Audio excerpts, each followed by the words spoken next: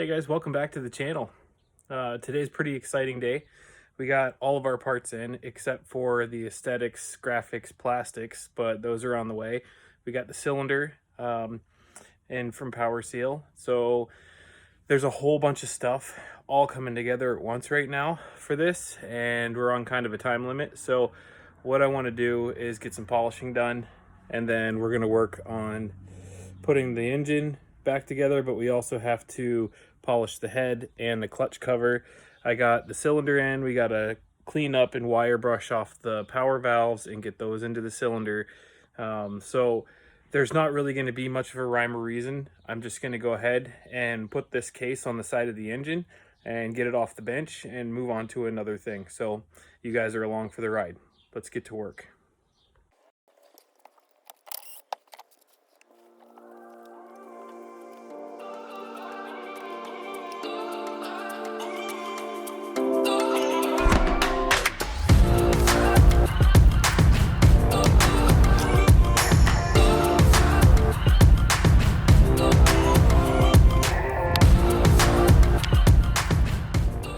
So you guys will see the way I took this apart. I went from here. The last thing I took apart was, or took out, was right there, and I went this way and then this way into the engine, and the stator's over there. Or the ignition. Here's the stator. But so I'm going to start over here, put these parts back in the order the same way. Okay, so I just spent like 20 minutes looking for this damn pin. Do yourself a favor and keep track of that little pin that goes in the back of the shift drum. I'll show you. That thing right there, it fell out and it was sitting underneath here. I just tore the whole fucking garage apart looking for that thing because you can't really get that. So that would have sucked. Anyways, now we can move on. So for the clutch side, we start, I just put that gear on there just for the hell of it, just to keep it there. We start with this. What you want to do is do it without the shift drum end on. Make sure you keep track of that pin. And then it goes the spring, then the washer, and then the arm facing up, kind of holding it like that because it goes into the shift drum. And then this spring hooks onto the bottom of that arm for the spring effect and sits against this. A little bit of Loctite on that one. So now I'm going to go ahead and I'm going to pull this back and put on the shift drum head. Loctite on that bolt as well. All right, so we got the shift drum on. This little mark indicates neutral. You can also see in the shift drum the little it's a little V notch that's on the side of the shift drum head that wheel is setting in. That's neutral, and then all of the other ones are round, so it can just roll right over those, but that one is neutral. So we'll put it in neutral, and you should be able to tell because you can hold the counter shaft over here. The sprocket mount basically is what I'm talking about, and it should spin freely. Okay, I'm going to try to do this without knocking the camera all over the place, but this is your shift drum pause, and kind of a bitch to put together, but you have your springs and the caps, and then these little things go in with the notches going out, so they sit down in like that. That's kind of what it looks like. And then this bracket goes over top everything, so this thing has to sit down in there. There's a notch, so you get your pawl and your drum, and like so. This thing goes on top. Make sure that you hit the inside of this with some assembly lube. Never hurts.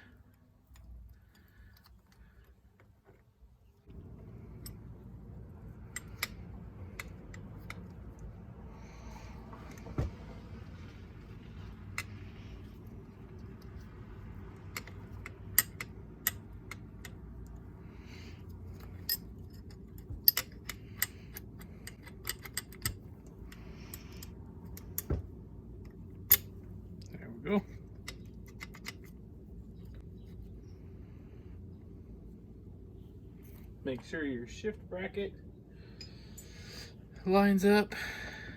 And this thing should put your pin on there.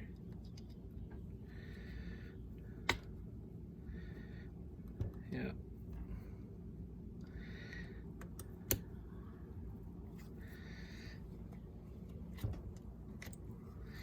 There we go. So that sits in like that. And then Loctite on these bolts. Then we'll test it out.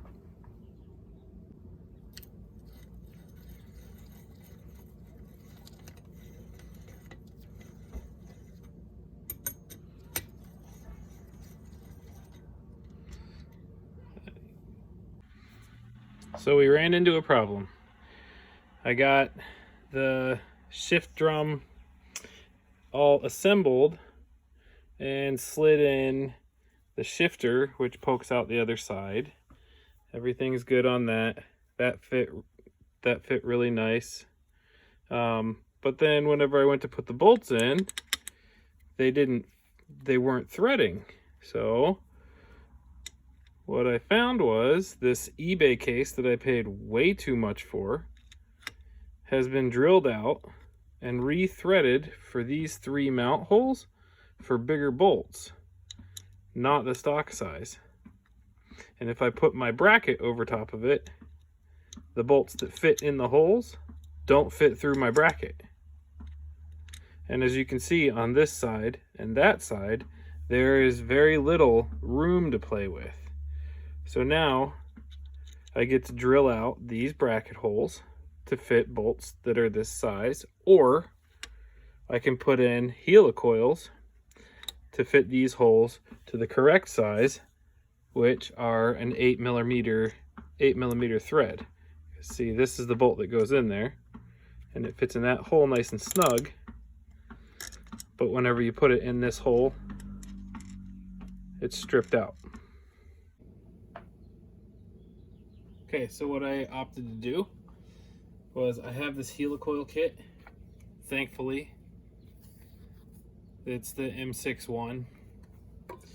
And these holes were drilled out. You could tell they were drilled out. I have a tap in this kit, and this tap fits perfectly down in there. So what I did is I just ran it down in, cleaned the threads off a little bit inside, and then got 3 of these helicoils, which after I set these, so it goes on like this on the end, and there's a little grabber. I don't know if you can see that, but the end of it, right there, it's got a little notch that hooks on that tab right there and helps thread it down in. And then you just soak the outside with some permanent Loctite so that after it dries, it's in there, and it's in there good. So I've already done these 2, so I'm going to set this one in, set it down, and then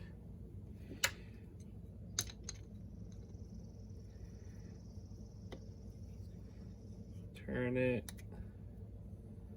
easily down in until it sits flush on the top of the threads, or just under flush, because for this one we want the bolts to go in long enough. But that's just underneath, and then back it off.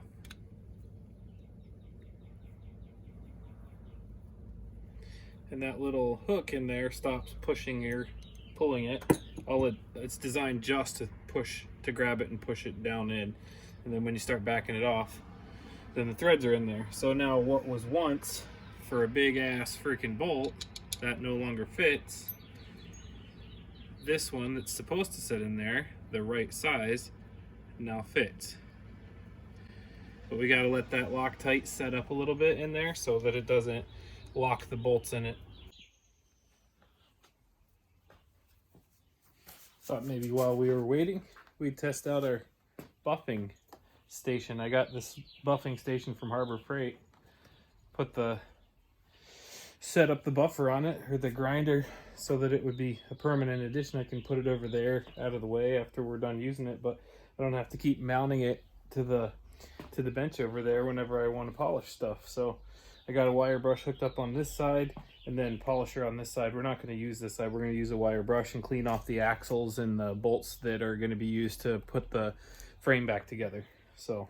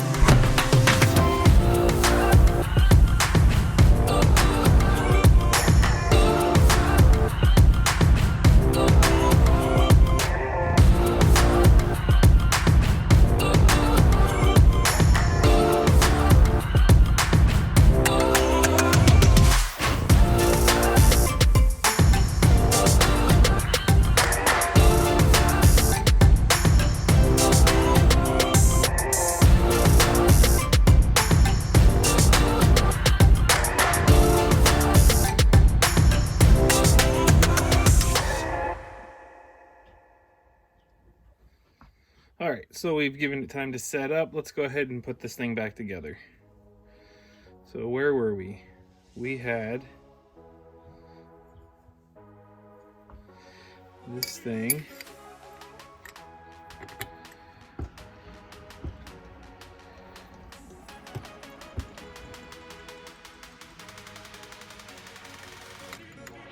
Set in there. There you go.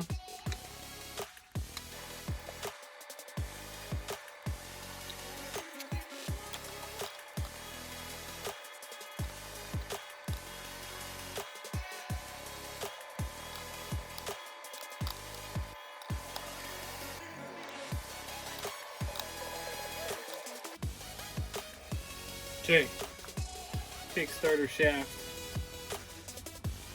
is next. So whenever you put this together, there is a dot on the back. Not sure. Let's get a focus here.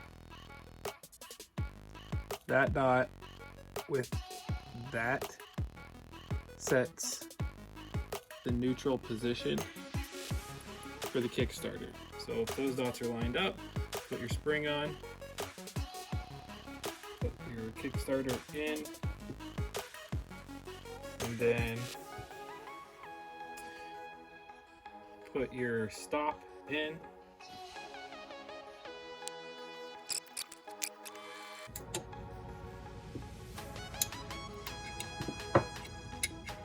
Test it out, put some lube on it.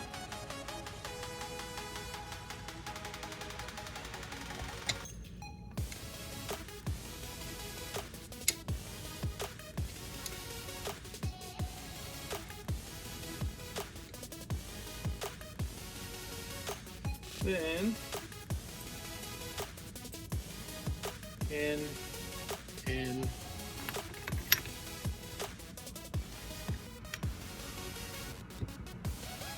washer. There's a hole on the side right here, and the spring goes in that hole, and then your collar, this little brake goes down around to hold that spring in place.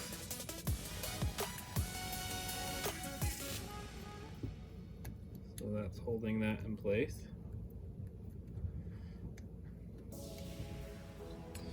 Then you bring your spring back and hook it right there. Set some tension. Bring your other gear over. Leave the collar and the seat.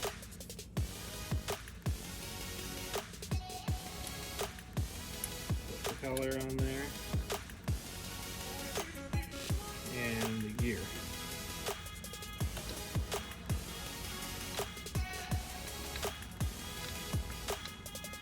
Like that. Now you're ready for your clutch basket.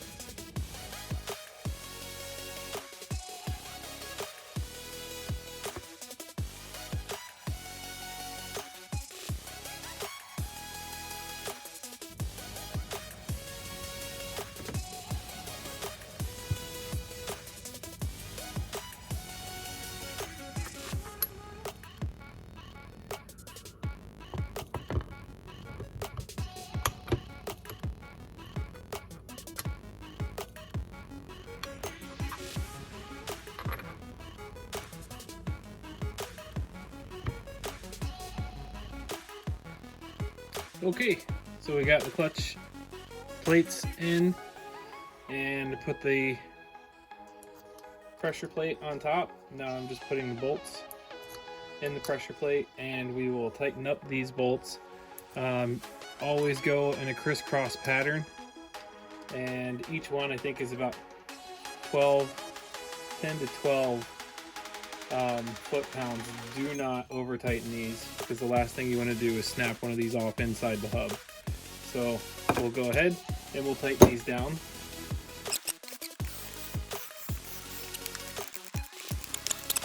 Okay, I wanted to go ahead and get this section before the camera dies. But we've got our gasket on, and just as a test, I always like to turn the crankshaft so the clutch turns and the piston moves up and down and the water pump turns, so we got cooling. And then also I put on the kickstart and made sure that was doing its job too, and recoiling. Don't want to go too crazy because I don't have the bolts in it yet, but I'm going to go ahead out of my kit and do the inner clutch cover, and then the water pump.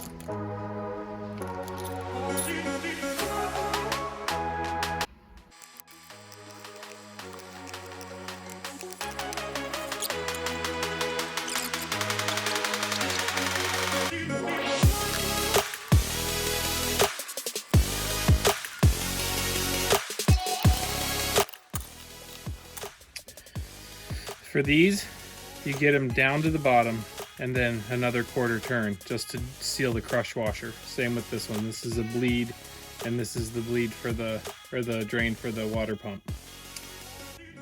Now we're ready for a clutch cover, but I don't think I have that yet. We're going to polish that one out, and then we'll put a chrome clutch cover on there to try to match the rest of the polished vibe. Alright, so we got the clutch side pretty much done. We're going to polish off the clutch cover and put that on. So then we turn it around and I put the stator in. It's actually the magneto. So magneto goes in, there's two bolts, one here, Sure if you can see that, but there's just 2 bolts right on the inside. Let me see if I can turn this a little bit so you can see it. See it better. But yeah, one here, one here. I just used old bolts because you're covering that up. Then before you put that in, you slide in the clutch actuator, and the cable comes down through here and then curves and grabs it. So clutch cable goes down in, like so, and then like that, and then your cable goes up and hooks on and pulls. We'll go ahead and put the cover on there. For this one, I got the factory racing so that it would match the other side, the burnt bronze. So this thing, there's a drift key, just slides right in there.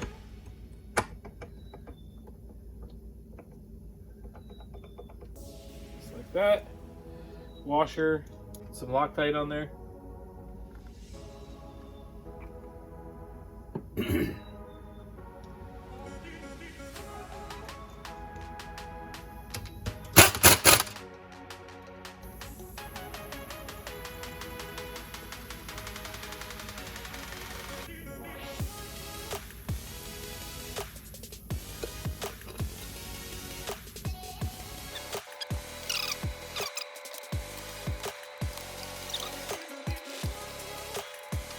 Side's done. So now, I guess we could probably set this aside and go polish the cylinder. First, we got to clean off the bench, and we got to clean out the power valve, which are right here. These nasty looking corroded things, we got to go put them on a wire wheel. So let's go do that.